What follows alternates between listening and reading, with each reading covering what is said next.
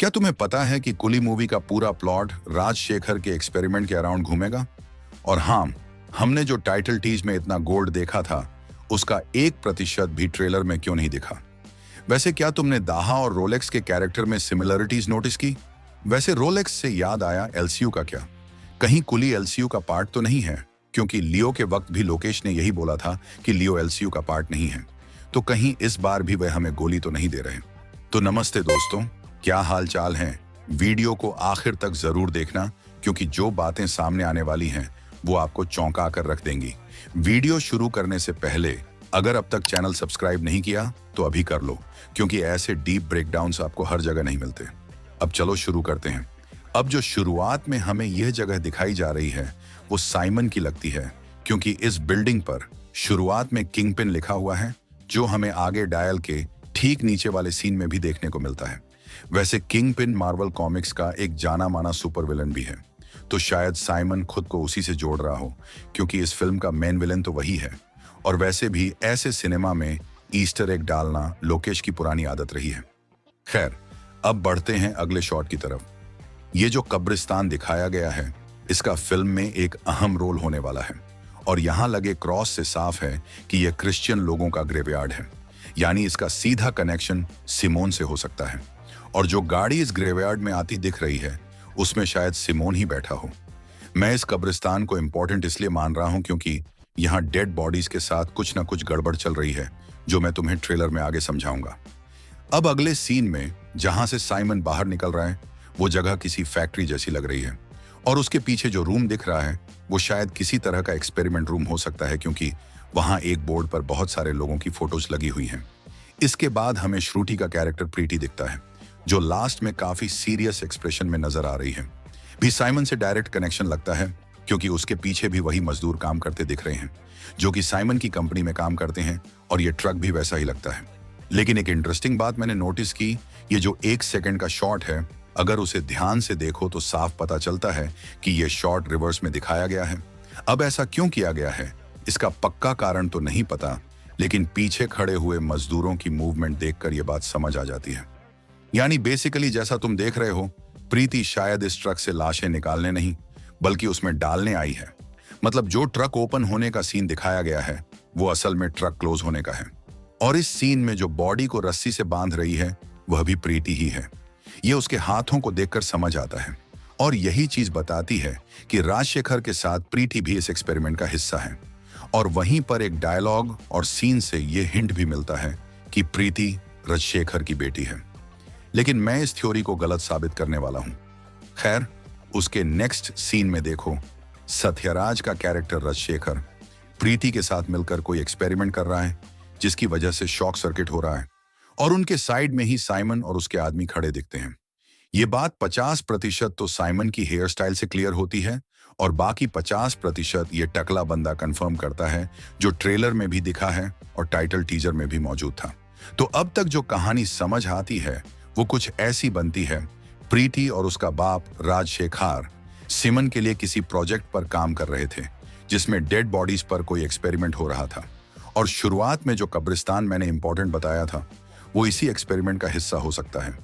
हो सकता है कि साइमन वहां से कुछ खास लाशों को निकालकर राजशेखर तक पहुंचा रहा हो।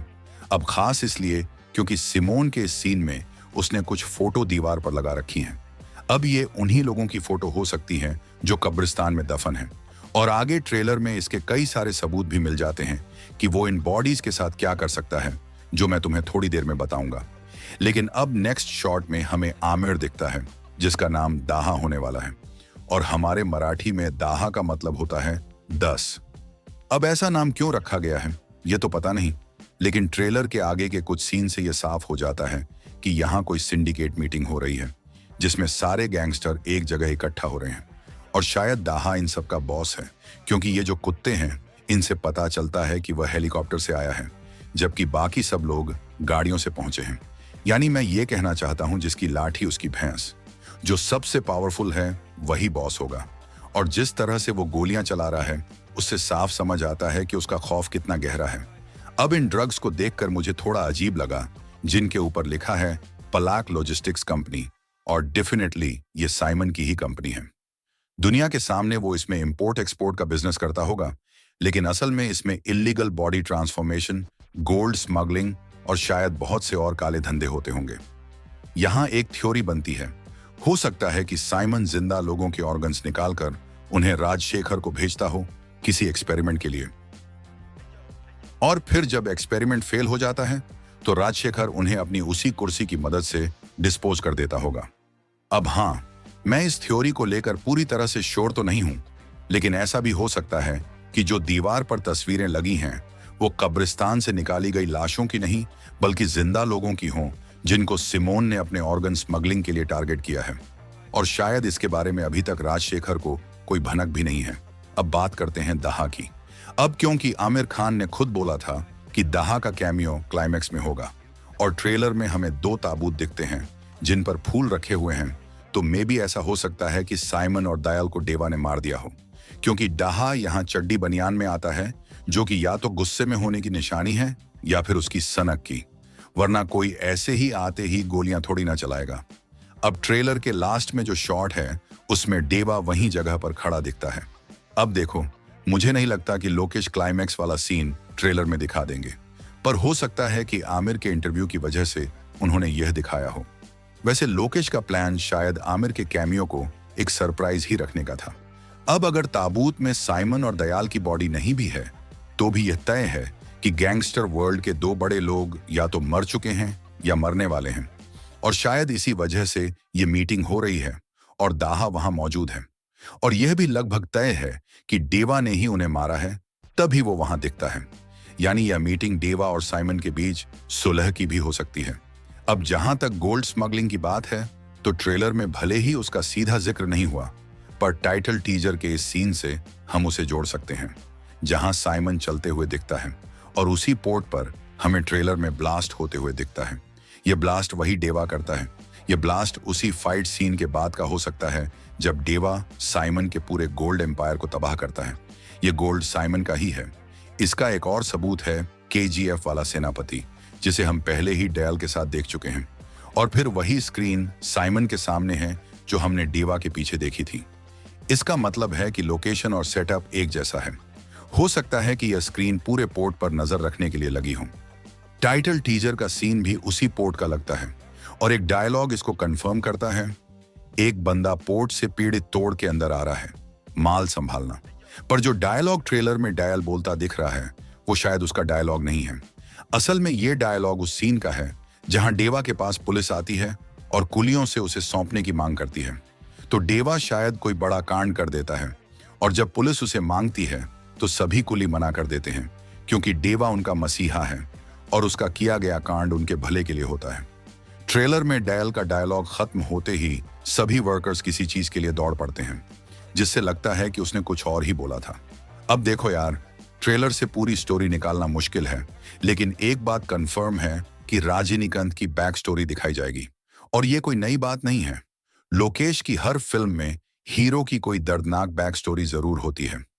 अगर मैं डेवा की बैक स्टोरी गेस करूं तो शायद कोई हादसा होगा जिसमें उसकी फैमिली मर जाती है।